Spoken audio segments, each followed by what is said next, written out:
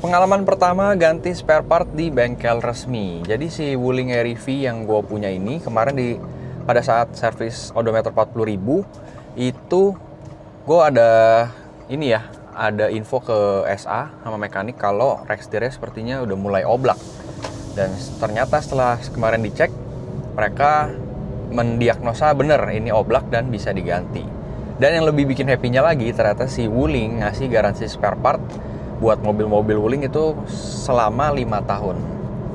Selama kerusakannya itu karena kerusakan sendiri, bukan karena pemakaian yang kasar, gak banyak cincong, gak banyak basa-basi, kita bisa langsung ajuin aja. Kemudian nanti akan dicek, didiagnosa dulu, di-examine dulu lah pokoknya sama mekanik sama SA. Kalau oke ini kesalahan kerusakan dengan sendirinya, langsung bisa pengajuan ganti spare part baru.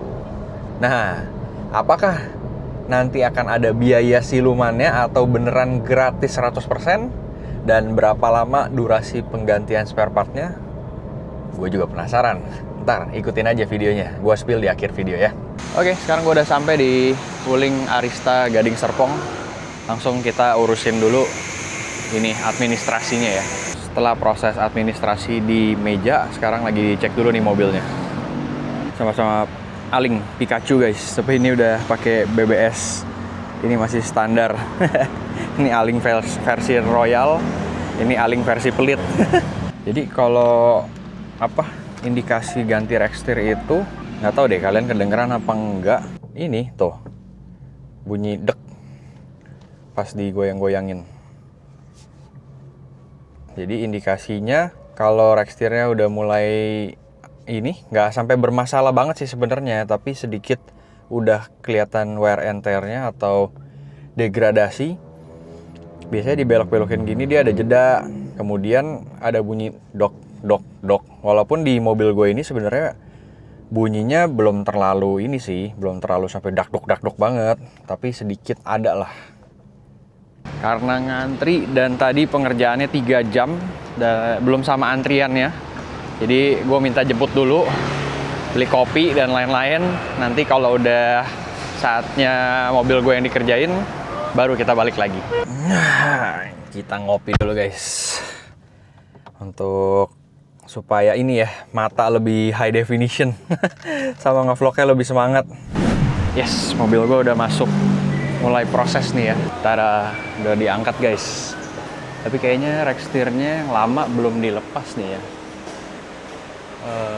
Udah dilepas ya. Izin mas sambil ngevlog ya. Ini rekstir lamanya ya? Iya. Oh udah dilepas. Kalau perbandingannya sama yang masih baru, oblak-oblak atau gimana gitu? Sama aja ya? Ininya oblak sih pak, biasanya.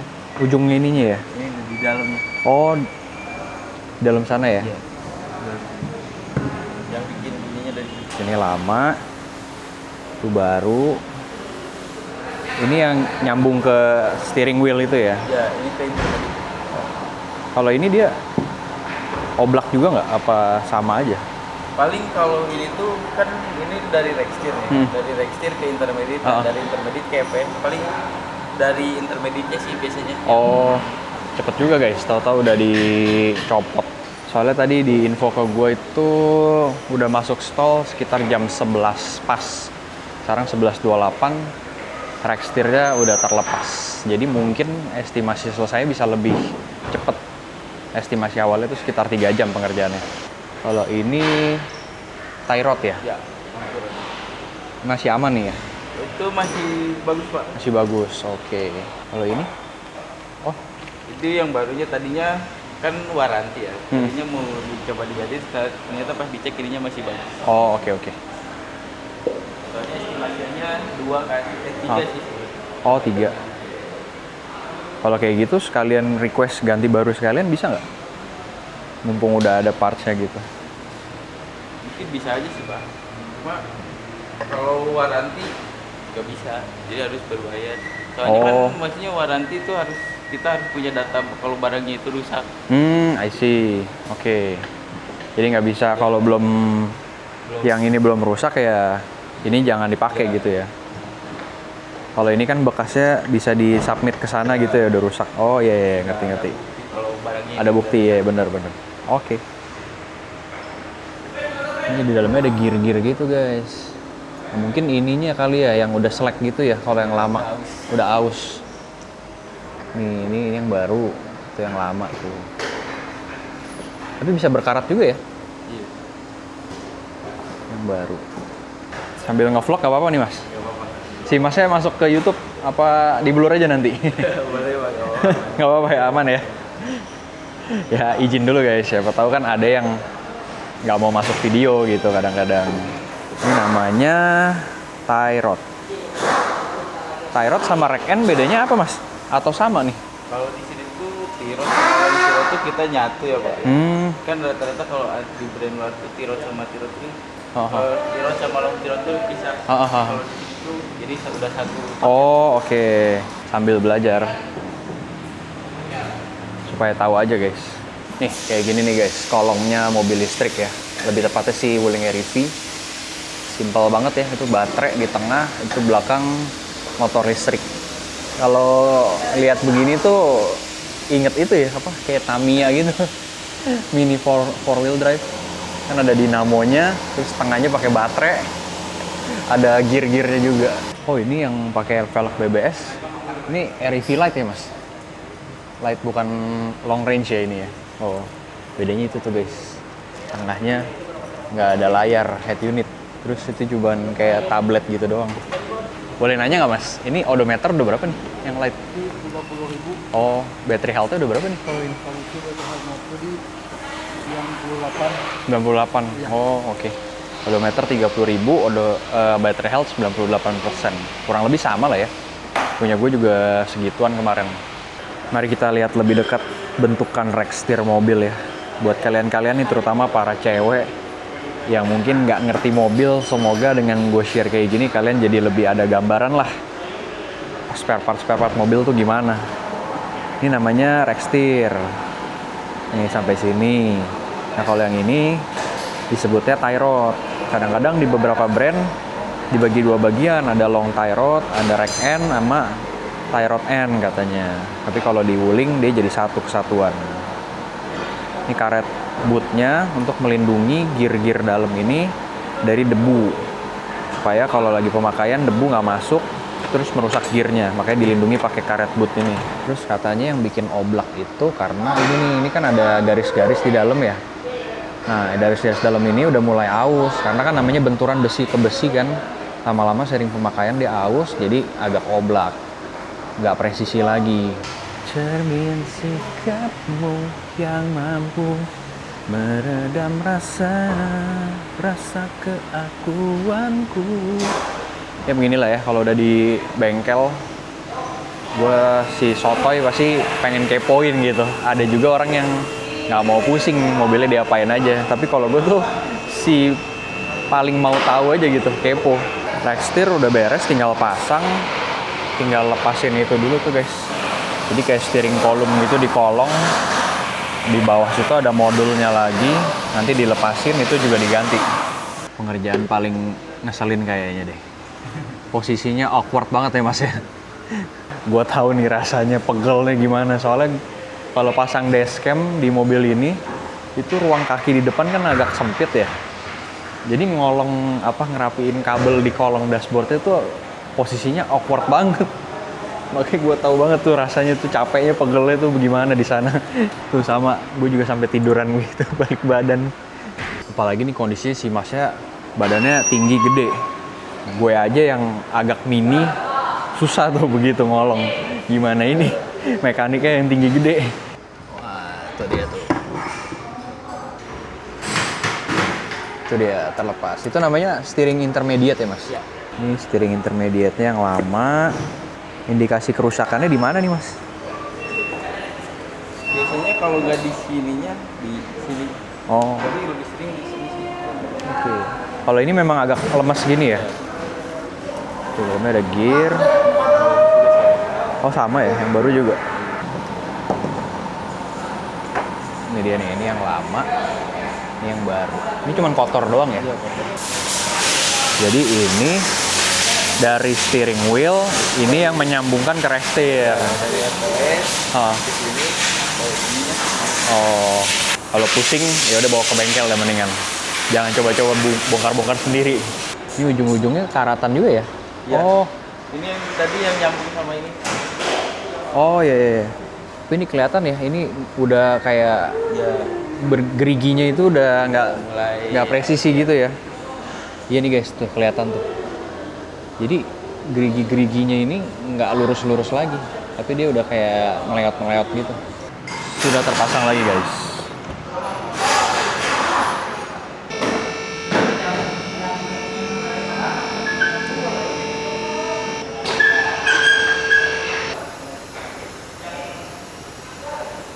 Saatnya pasang rekstir yang baru. Iya juga ya. Mobil listrik nggak pakai as roda ya berarti mas? dari motor. Dari motor ya? Gue tinggal makan siang dulu ya, soalnya pas banget nih jam 12. Terus ada satu part pengunci gitu, lagi diantrein katanya. Terus gue tadi konfirmasi ke montir, iya nanti jam 1 aja deh baru lanjut. Jadi ya udah sekalian gue tinggal, gue juga makan siang. Nanti lanjut lagi setelah jam makan siang. Soalnya gue bawa ini juga guys. Nanti setelah ini makan siang ya gue minta bini gue dropin ke ini, ke bengkel lagi. Sudah selesai makan siang, tiba-tiba hujan gede ya. Jadi si Atoy kita parkirin di rumah, pas ini taksi online-nya bisa masuk ke dalam garasi guys. Tapi kok kayaknya yang nyetir gue kenal ya. Cewek guys. Lihat tuh. Bu, udah lama. Hati-hati bu. Udah lama jadi taksi online. Pernah nonton Coco Driver nggak? Pernah dong. Oh iya, si Coco Driver ya. Mau jadi Cici Driver nggak? Fans berat nggak tuh? Mau dong collab kok. Wah, ini bawa-bawa anak nih. Kena bintang 1 dah nih mah. Parah. Wah, si Inci nih. Ternyata Coco Driver tuh parah orangnya guys. Jangan mau follow guys. Namanya dodol. Dodol kan?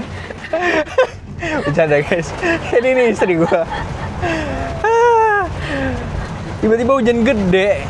Terus jam 1 kan udah mau mulai pasang rekstir nih. Gue mesti buru-buru dah. Bukannya nggak percaya ya, maksudnya kan jadi gue bisa dokumentasiin gitu loh. Bisa sharing ke kalian gimana sih proses pasang rekstir gitu.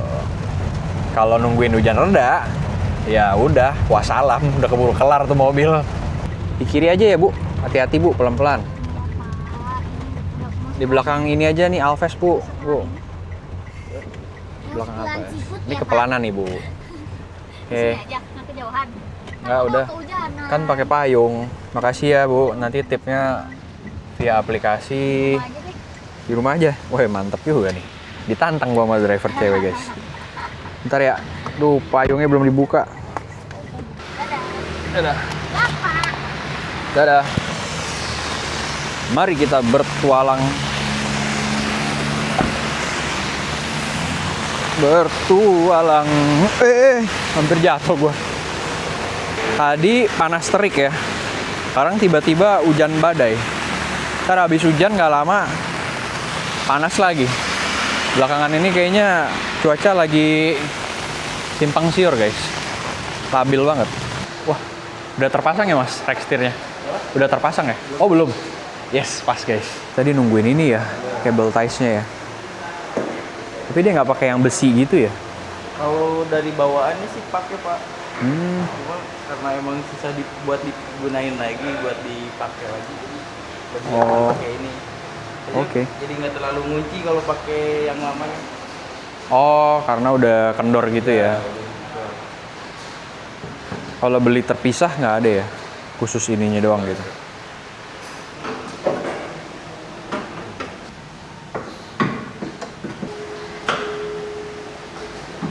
Tie rod-nya disambung ke piringan cakram ya. Mau nanya dong Pak, kalau rekstir ini kita ganti sendiri itu kena biaya berapa berarti Pak? Sebenarnya kalau rekstir ganti sendiri sekitar 2 sekian pak. 2 jutaan ya? Sekitar 2,6 lah ya. Oh. 2,6 itu udah plus jasanya. Oh udah sama jasa? Oke. Itu ada garansi ini? Ada. Garansi? Kalau emang misalnya garansi yang pergantian, kalau pembelian awal itu sebenarnya 3 tahun. Kalau kita beli sendiri, Pembelian tetap ada garansinya. garansinya setahun apa 3 tahun juga? Enggak, dia nggak ikut yang 3 tahun jadinya. Kalau kemudian kan dia udah lewat masa waranti, itu di 6 bulan 10.000 km ke depan. Oh gitu. Tapi tetap kalau emang nanti ada kerusakan kita cek tuh. Kalau emang bener di part aktualnya spare part biasa free semua. Oh oke. Berarti sebenarnya kalau mau ganti sendiri juga ya bukan sombong, maksudnya nggak terlalu fantastis lah ya. Iya. Kan ada yang rekstir sampai belasan juta, puluhan Belasan juta. baru rack aja, belum lock tire kiri kanan, belum replace. Nah kalau ini tadi udah full. Semua full. Iya. Kalau si REV, kalau si Bingo segala macem, Ya beda jauh. Kalau nggak salah 3,4 atau 3,6 gitu. oh nggak ada yang sampai di atas 5 kali ya. Almas gitu. Almas aja 4 juta. Oh mungkin Darion kan Belum tahu kita. Oh masih baru lah ya. Kita belum pernah cek part numbernya. Oke, berarti tenang aja guys. Harga partsnya Wuling bersahabat. Gue pikir bisa fantastis banget. Rextir kan biasa suka ngagetin kan harganya. Tahu-tahu belasan juta, puluhan juta. Aja. Bagian paling satisfying guys. Pakai kunci torsi. Nggak pakai feeling-feelingan. Kalau pakai kunci torsi itu setiap baut ada guideline-nya gitu ya. Oh. Misalkan Rextir tekanannya berapa gitu ya.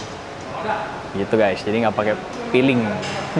Enaknya kalau di bengkel resmi sama di bengkel-bengkel yang menurut gue udah semi resmi lah ya, spesialis. Mereka pada pakai kunci torsi. Jadi ngencengin sekrup baut, tek-tek. Puas gitu liatnya. Terus ini ya, gue mau kasih tahu guys buat kalian yang pemakai REV terus mau dongkrak ban sendiri, mau ganti mungkin. Ini murnya itu ternyata yang datar tuh keluar loh ya. Yang moncongnya ke dalam supaya dia gigit ke lubangnya ini velgnya. Dulu pas awalnya itu gue pikir yang datar ke dalam, yang moncong keluar, kan biasanya gitu kan. Tapi kalau di sini enggak, tuh. Yang moncong ke dalam supaya dia gigit ke lubangnya.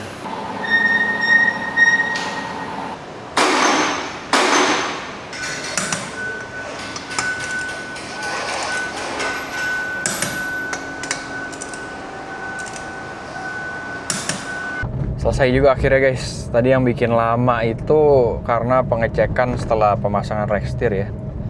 Jadi dibawa montirnya bolak-balik untuk setting-setting ini. Berapa derajat ke kirinya, berapa derajat ke kanannya gitu. Gue nggak ngerti lah. Pokoknya intinya namanya juga spare part baru, dikalibrasi gitu. Sekarang gue lagi on the way ke bengkel spuring karena ya beginilah ya. Setirnya miring dan memang namanya juga baru ganti spare part, jadi memang disarankan untuk spuring. Jangan lupa spuring kalau habis reparasi kaki-kaki ya. Mau pergantian parts apapun, tie rod, Rextir, ball joint gitu-gitu selalu direkomendasikan setelah selesai langsung kita bawa spuring. Karena tadi info dari SA Wuling, biarpun cuman sedikit aja 0,0 sekian derajat atau 0,0 sekian senti lah pokoknya. Nggak tahu satuannya apa ya kalau di mobil, meleset dikit aja itu pasti lama-lama pengaruhnya jadi banyak. Jadi langsung spuring aja supaya ini setir sama kaki-kaki itu selaras lagi. Beres guys, dan tadi gue spuringnya di Automax Store ya, biasa di toko langganan. Lihat setirnya langsung lurus. Ya nanti gue coba tes pakai 2-3 kali, kalau masih miring itu spuring di sana juga masih ada garansinya ya. Jadi kita tinggal balik aja. Terus sampaiin keluhannya apa, nanti di setel ulang. Tapi sih barusan tadi gue ngetes di mobil gue ini langsung lurus ya. Cuman nggak tahu deh kalau di kecepatan tinggi sama di jalanan yang lurus banget, itu mesti dites ulang. Berikutnya yang mau gue share adalah ini setelah ganti Rextir, mungkin karena partsnya baru kali ya. Jadi karet-karetnya masih pada kenceng mungkin, atau gearnya tuh masih pada rapet. Jadi gue berasa aneh nih guys sama respon setirnya. Respon setirnya ini kayak apa ya, nggak seenteng kemarin sebelum diganti ya. Tuh, jadi di beloknya tuh lebih berat. Kayak misalkan kalau kita ambil U-turn nih, dia koreksinya jadi lebih lama. Set. Nah kalau kemarin sebelum diganti Rextir, dia koreksinya lebih cepat. Ya itu mungkin karena partsnya masih baru ya, jadi semuanya masih pada rapet, karet-karetnya juga masih pada kaku. Mungkin nanti setelah pemakaian 1-2 minggu balik seperti semula. Tuh, kayak tuh. Kayak ketahan. Biasanya kalau yang kemarin langsung koreksinya hampir lurus lagi. Tuh, agak lebih berat nih putarannya. Oke, nah setelah gini gue lepas, tuh dia sedikit lebih lambat dan koreksinya tuh nggak koreksi lurus. Nggak tahu dari spare partnya atau memang begitu kali ya kalau habis ganti rack steer. Soalnya sepanjang gue gonta-ganti mobil, gue nggak pernah ngerasain yang namanya ganti spare part, ganti rack steer satu gelondong, baru kali ini. Jadi gue nggak tahu deh, mungkin yang nonton nih udah pernah pengalaman ganti rack steer dan mungkin memang begini atau ada yang salah, something wrong, boleh dong dibantu share di kolom komentar ya. Tapi yang gue rasain sih setirnya jadi lebih padat tuh, karena polisi tidur juga nggak gelodakan. Kalau kemarin berasa banget gelodakannya, geludak-geluduk gitu. Sekarang udah lebih padat. Nanti gue akan coba 2-3 minggu pakai. Kalau masih gitu mungkin gue akan bawa balik ke Wulingnya. Tapi kalau yang nonton ada informasi tambahan, boleh dong sharing-sharing di kolom komentar. Ya wes guys, segitu aja yang bisa gue share. Diapain nih? Tunggu. Diganti rack steer baru jadinya. Oh, lo kenapa rack steer kemarin? Kan oblak, kayak kalau kena sambungan jalan gitu-gitu kan berasa kan geludak-geluduk gitu depannya. Terus itu dari rack steer. belok-belok gini kayak agak kosong kan, kopong. Gitu. Walaupun memang minor sih sebetulnya ya. Sebetulnya kemarin nggak terlalu parah banget. Bahkan bisa dibilang nggak sampai ganggu. Tapi kemarin iseng-iseng tanya pas servis 40.000 bisa klaim. Terus aku iseng aja aku tanya, oh berarti punya saya bisa dong nih Pak? Bisa. Terus dites lah sama mekaniknya. Terus mekaniknya bilang iya nih, rack steernya udah ini oblak, ganti aja. Ya udah, kalau gratis ya udah proses aja. Terus kalau kayak gitu bisa kan besok-besok amit-amit ada itu lagi bisa klaim lagi apa enggak? Bisa. Jadi dia selama, oh iya, garansinya itu 3 tahun ya guys, bukan 5 tahun. Tadi di awal video gue kayaknya infonya 5 tahun deh, salah, 3 tahun. Jadi garansi spare part, mobil Wuling tuh digaransi spare partnya selama 3 tahun. Nah nanti kalau nanti kalau ini pemakaian 6 bulan, setahun, kalau garansinya masih ada, oblak lagi, klaim lagi. Bisa guys jadinya. Kirain cuma bisa sekali gitu misalkan kayak. Enggak, katanya sih walaupun itu ya bisa. Cuman ini aku mau notice aja, ini masih mungkin baru ya tuh. Jadi setirnya agak lebih berat. Terus koreksinya nggak seenteng kayak setir yang kemarin gitu. Ya perlu pembiasaan lagi. Tuh kemarin kan kalau lewatin paving block ini kan rodok gitu. Sekarang udah lebih padat. Ya kemarin soalnya nggak parah guys, memang minor banget. Cuman kemarin gue iseng nanya, terus katanya mekaniknya bilang oke, ganti aja, rack steernya udah kena memang. Ya udah. Nih kemarin kan tuh nggak bunyi, kemarin ada bunyi dikit, geludak-geluduk gitu. Oh ya by the way, pergantian rack steernya sama sekali tidak ada biaya sepeser pun ya, nggak ada biaya siluman ya, mungkin kayak biaya jasa lah, spare part dan perintilan nggak ada. Jadi bener-bener gue dari awal tuh prosesnya ya, cuman dikabarin kalau spare part penggantinya udah ready, dijadwalin hari Senin jam sekian, booking, oke, dateng, terus ke resepsionis tuh, ke SA-nya, oke Pak, udah ini ya, proses, langsung jebret masuk ke bengkelnya, ke workstation-nya, selesai, udah, nggak perlu tanda tangan apapun. Setelah selesai aja kayak nggak perlu tanda tangan invoice lah apa. Nggak ada bayar apa-apa? Nggak ada, pokoknya setelah mobil dianterin ke lobby, set, udah bawa aja Pak. Udah selesai beres, jadi 0 rupiah hari ini biayanya. Terima kasih Wuling Indonesia. After sales-nya menurut gue oke, dan kemudahan klaim spare part-nya juga nggak ribet. Kemudian sama garansinya juga nggak banyak cancingcung juga. Maksudnya kadang-kadang kan ada orang yang embel-embelnya garansi, tapi ntar begitu ini, oh ini indikasinya ini nih Pak, ini gitu. Tapi ini enggak. Oh iya, sama ini notes ya. Untuk spare part yang rusak karena kesalahan pribadi ya pemakaian kasar ya nggak bisa diklaim. Kalau kesalahan karena pemakaian normal terus tiba-tiba ada failure gitu, spare partnya baru bisa diklaim. Terima kasih sekali lagi buat Wuling Indonesia. Video ini nggak di-endorse sama sekali, pure pengalaman pribadi gua, personal experience mengganti spare part mobil yang masih terbilang muda tahun 2023. Pertama kali ganti spare part di bengkel resmi, dan spare partnya itu juga yang biasanya jadi momok menyeramkan buat orang-orang ya, Rextir. Orang-orang kan pasti kalau denger Rextir tuh pasti udah kayak waduh gitu kan, berapa duit nih, waduh pusing dah gitu.